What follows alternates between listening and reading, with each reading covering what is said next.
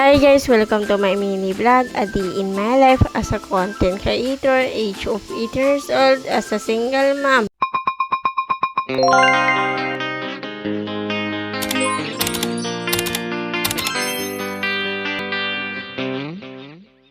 Hi guys! Good morning! Nasa sala na nga rin pala kami niyan ni Baby Ethan.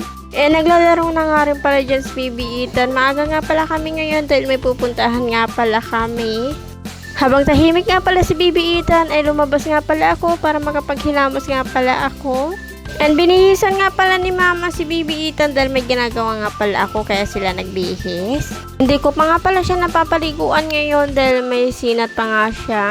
Saka may sipon at ubo pa nga siya kaya hindi ko pa nga pala siya napapaliguan. Nakapagbihis na nga rin pala ako yan. Hindi pa nga pala ako nakapagligo dahil sobrang lamig nga pala yung tubig. Pagkatapos ka pala maghilamos ay nagsuklay na nga rin pala ako niyan. Nagbihis na nga rin pala ako. Nagpulbo nga lang pala ako dyan dahil hindi ko nga pala mahanap yung skincare nga pala na ginagamit namin ni Mama.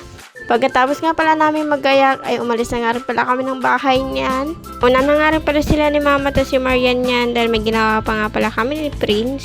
Wala na nga rin pala ni Mama si Baby Ethan niyan.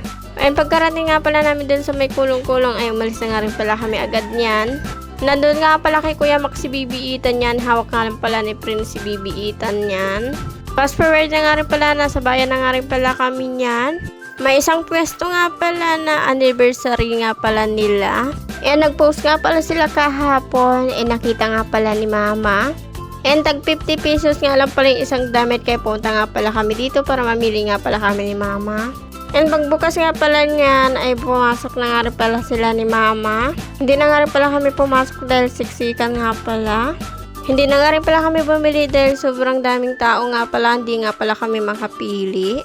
Kaya umalis na nga rin pala kami niyan. Andito na nga rin pala kami sa New Public Market. Punta nga pala kami dito sa may mga gilingan ng mga kamuting kahoy. Papagiling nga pala namin yung nilaga ko kahapon na kamuting kahoy. Sarap nga pala kasi pag iginiling yan. Nilagyan nga lang pala nila ng asukal tapos extra margarine nga pala. Pagkatapos nga pala namin bumili ng mga kailangan na bilhin ay umalis na nga rin pala kami. Pauwi na nga rin pala kami ng bahay niyan. Fast forward na nga rin pala, nakarating na nga rin pala kami ng bahay niyan. Pagkarating nga pala namin ay dinuyan ko nga pala si Baby Ethan niyan dahil tulog nga pala siya. Nagpakuha nga pala ako ng plato tas kutsara dahil kakain nga pala ako ng pinagiling namin na kamuting kahoy kanina. Mga 12:30 PM na nga rin pala niyan ay nakapagluto na nga rin pala ako ng uulamin namin. Nagprito nga lang pala ako ng karning baboy dyan tapos nagprito nga pala ako ng talong. Pagkatapos ko nga pala magluto ay kumain na nga rin pala kami. Kain tayo guys. Mga 3:30 PM na nga rin pala niyan ay nasa labas nga pala kami. Nandyan nga lang pala sa bike si Baby Ethan niyan. Pinunasan ko nga lang pala yung mukha ni Baby Ethan dahil madumi nga pala. Tapos kumuha nga pala kami ng atis niyan. Kinananay nga pala kami kumuha ng atis dahil madami nga pala yung bunga ng tanim nila. Saka nung isang araw ay kumuha nga pala ako ng atis tapos pinahinog ko nga pala. Nung hinog na nga rin pala ay kinuha na nga rin pala ni Marian doon sa bigasan.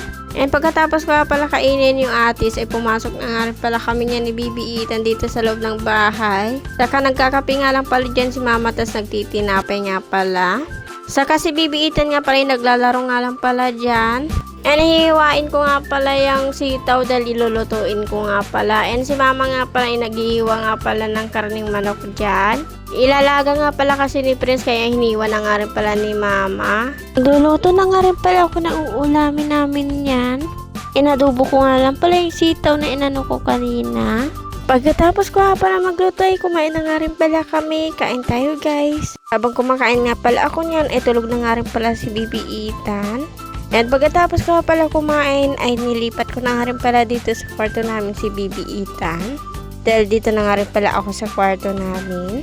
Kaya hanggang dito na lang. Good night. Bye bye. See you next vlog.